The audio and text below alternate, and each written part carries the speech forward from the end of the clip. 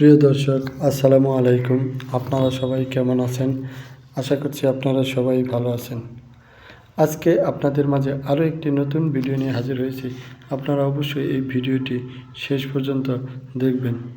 আজকে আমরা আপনাদেরকে দেখাবো আমরা কিভাবে খুব সহজেই লাউ শাক চাষ করে থাকি বা লাউয়ের গাছের চারা রোপণ ও পরিচর্যা করে থাকি। আপনারা দেখতে পাচ্ছেন আমরা আমাদের বাড়ির আঙিনায় প্রতি জমিতে কিন্তু আমরা লাউ চাষ করেছি। লাউ চাষ করার জন্য আমাদের কিন্তু তেমন কোনো পরিশ্রম করতে হয় না বা তেমন কোনো অর্থের প্রয়োজন পড়ে না। খুব কম খরচেই কিন্তু লাউ শাক চাষ করা যায়। দেখতে পাচ্ছেন আমাদের লাউ গাছটিতে ছোট্ট একটি লাউ এসেছে। এই লাউটি কিন্তু বড় হলে আমরা তুলতে পারবো। এছাড়া দেখেন অনেক ফুল ফুটেছে লাউ গাছে। তো লাউয়ের সবুজ পাতায় ভরে গেছে। লাউ শাক চাষ করার জন্য প্রথমে আপনাদেরকে ভালো করে জমিতে কয়েকটি চাষ দিয়ে মাটিগুলোকে ঝুরঝুরে করে নিতে হবে। তারপর মাটিতে শুকনা পচা গোবর সার কিছু মিশিয়ে নিতে হবে হালকা পরিমাণে।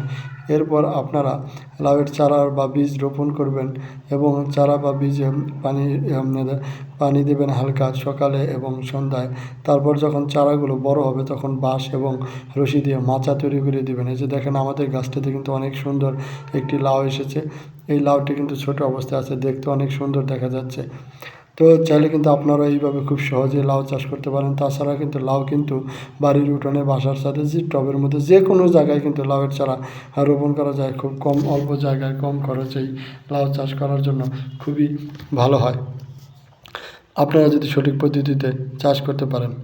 আপনাদের কাছে লাউ গাছের বা লাউয়ের আজকের এই ভিডিওটি কেমন লাগলো আমাদের কমেন্টস করে জানাবেন।